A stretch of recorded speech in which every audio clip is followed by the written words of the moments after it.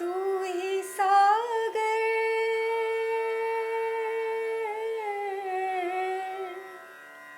तू ही सागर है तू ही किनारा ढूंढता है तो किसका सहारा ढूंढता है तो किसका सहारा। લોરેટ નામની એક છોકરી બેરી શાળામાં આવવા ઝંખતી હતી, પણ તે પોતાના ઘરના ઢસરડામાં કરમાઈ રહી હતી. માર્થાને આ વાતની જાણ થતાં તે લોરેટને લાવવા માટેનું આયોજન કરવા લાગ્યા, પણ તેને ઘણો સમય વીતી ગયો.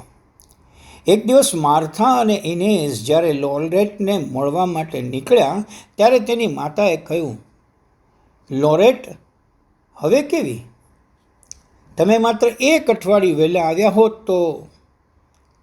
ઘરના કામકાજથી કંટાળી લોરેટ 18 વર્ષના છોકરા સાથે નાસી ગઈ છે. લોરેટની માએ નિસાસો મૂકતાં કહ્યું, કુમારી માર્થા, મારા દિવસોમાં પણ આવું જ બન્યું હતું. હું પણ મારે પિયર કામકાજથી કંટાળી ગઈ હતી. હું 14 વર્ષની હતી ત્યારે મારા પતિ સાથે નાસી આવી હતી. પણ અહીં મુક્તિ ક્યાં હતી? અહીં પણ એટલું જ કામ હતું. હવે કદાચ લોરેટના બાળકોને પણ એ જ ચીલે ચાલવાનું થશે. માર્થા લોરેટના સાસરે પહોંચ્યા. તેમણે જાણ્યું કે અહીં પણ લોરેટને એ જ ઢસરડો કરવાનો છે. ઉલટું તેના પતિનું કુટુંબ મોટું હતું એટલે તેનું કામ વધ્યું હતું. લોરેટ ઉદાસ આંખે માર્થા સામે જોઈને કહ્યું, અત્યારે મારી એક જ મહત્વાકાંક્ષા છે. ગમે તેમ પણ એટલા નાણાં બચાવવા કે જેથી હું પગરખાં ખરીદી શકું. મેં જિંદગીમાં કદી પગરખાં પહેર્યા ન હતા અને હવે પરણી સ્ત્રી તરીકે હું ખુલ્લા પગે કેમ જઈ શકું? આ કન્યા વયમાં અકાળે જ પ્રૌઢ બની ગયેલ લોરેટે કહ્યું, તમે થોડા વહેલા આવ્યા હોત તો. માર્થાએ તેને સાંત્વન આપ્યું અને કહ્યું, તને બાળકો થાય તો તેમને જરૂર મારી શાળામાં મોકલજે. મોકલીશ ને? અજબ આંખે લોરેટે માથું હલાવ્યું. માર્થાએ વિદાય લીધી.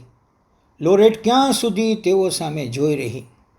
માર્થાના કાનમાં એ શબ્દોનો રણકાર સદાય ગૂંજતો રહ્યો, તમે થોડા જ વહેલા આવ્યા હોત તો. એકવાર માર્થા પ્રાઇમ મિનિસ્ટર ગોર્ડન કેઓન સાથે જમીન ખરીદવા નીકળ્યા.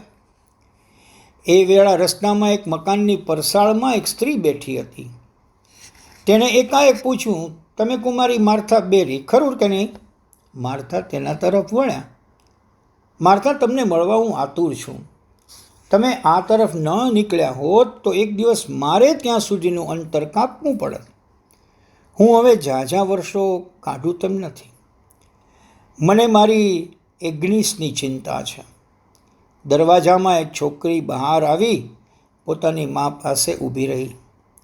મારા ગયા પછી આની સંભાળ લેનારું કોઈ નહીં રહે. ત્યારે જો તમે એને તમારી શાળામાં લઈ લો તો કેવું? માર્થાએ વચન આપ્યું. એગ્નિસની માના પગે ખોડ હતી. તે માંડ માંડ ચાલી શકતી હતી. ગોર્ડન, જો એકાદ પૈડાવાળી ખુરશી મળી રહે તો કદાચ આ સ્ત્રીને આટલી તકલીફ ન પડે. તેઓએ જમીનની ખરીદી મોકૂફ રાખી અને ગોર્ડને ખુરશી આણી દીધી. થોડા મહિનાઓ પછી જ્યારે આ સ્ત્રી મૃત્યુ પામી ત્યારે એગ્નિસને બેરી સ્કૂલમાં પ્રવેશ આપવામાં આવ્યો. માર્થા બેરી સૌની સંભાળ લેતા, પણ અપંગ કે ખોડ ખાપણવાળા બાળકોની તો ખાસ જ સંભાળ લેતા. કેટલીક વાર તો માર્થા બેરીની કરુણા ચમત્કાર સર્જી દેતી. એક બાળકનો અકસ્માતમાં બળી ગયેલો હાથ શસ્ત્રક્રિયા અને લાંબી સારવાર પછી સાજો થયો. 12 વર્ષમાં પહેલી વાર આ છોકરાએ હાથનો ઉપયોગ કર્યો. ડૉક્ટરોને પોતાને જે કેસમાં અશ્રદ્ધા હતી તેમાં માર્થાની શ્રદ્ધા ચમત્કાર રચી ગઈ. શસ્ત્રક્રિયાની આવશ્યકતા હોય ત્યારે કુટુંબીજનોની સંમતિ લેવા માટે માર્થા હાડમારી વેઠીને પણ દૂરના પ્રદેશમાં અંતરભાગમાં આવેલા કોઈ ઝૂંપડા સુધી જતા. માર્થાએ ડૉક્ટરો સાથે પણ ખૂબ જ આત્મીય સંબંધો કેળવ્યા હતા. ઘણાને આશ્ચર્ય થતું કે માર્થા ડૉક્ટરો પાસેથી ધાર્યું કામ કઈ રીતે કઢાવી શકે છે. પણ માર્થા જેનું નામ, કરુણામય જેનો ચહેરો અને બાળકના ચહેરા પર સ્મિત જોવાની જેમની તત્પરતા ડૉક્ટરોને પણ માખણ જેવા કૂણા કરવા માટે સમર્થ હતા. तू ही सागर